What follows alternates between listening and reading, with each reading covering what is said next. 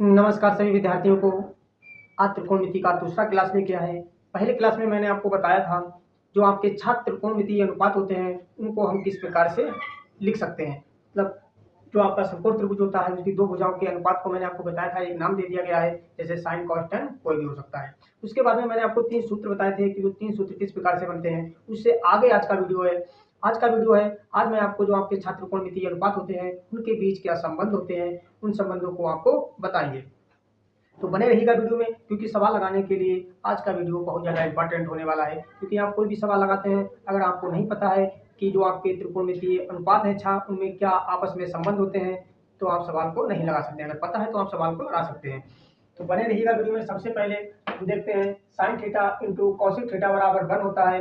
इसको हम किस किस प्रकार से लिख सकते हैं। सबसे पहले हम लिखेंगे साइन थीटा बराबर 1। अब ये कॉसिक थीटा है, यहाँ गुणा में है, अगर बराबर के उधर ले जाएंगे तो हमको बटे में, ये कॉसिक थीटा है, क्या पहुंचेगा बटे में।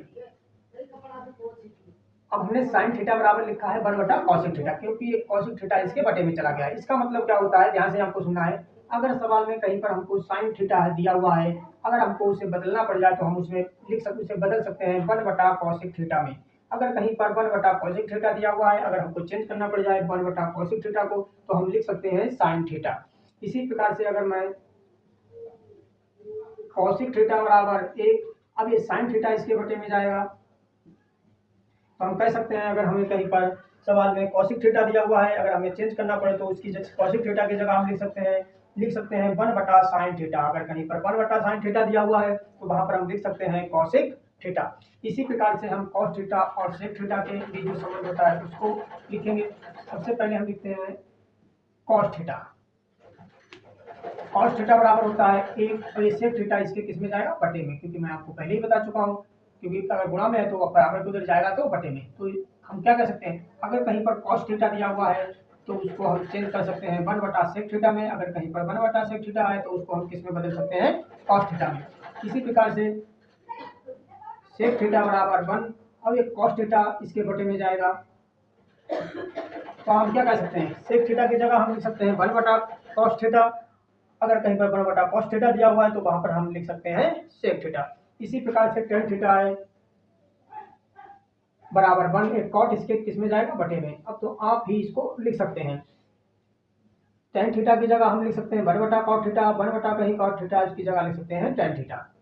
इसी प्रकार से हम कॉट थीटा बराबर 1, अब एक टेन इसके बटे में जाएगा, तो हम कह सकते हैं कॉट थीटा कहीं दिया हुआ है, वहां पर अगर चेंज करना पड़ जाए तो 1 बटा टेन थीटा में हम चेंज करेंगे, और 1 बटा टेन थीटा दिया हुआ है तो उसको हम कॉट थीटा में चेंज करेंगे। और अब एक जगह और एक चीज आपको और पता होनी चाहिए, टेन थीटा को हम क्या क्या ले सकते हैं और कॉट थीटा को। तो टेन थीटा को हम लिख सकते हैं साइन थीटा बटे कॉस थीटा, और टेन थीटा का उल्टा होता है, क्योंकि टेन थीटा का उल्टा होता है 1 बटा कॉट थीटा। तो इसीलिए अब इसका उल्टा कर देंगे, क्योंकि टेन थीटा बराबर होता है साइन थीटा बटा कॉस थीटा, तो कॉट थीटा बराबर होगा कॉस थीटा बटा साइन थीटा।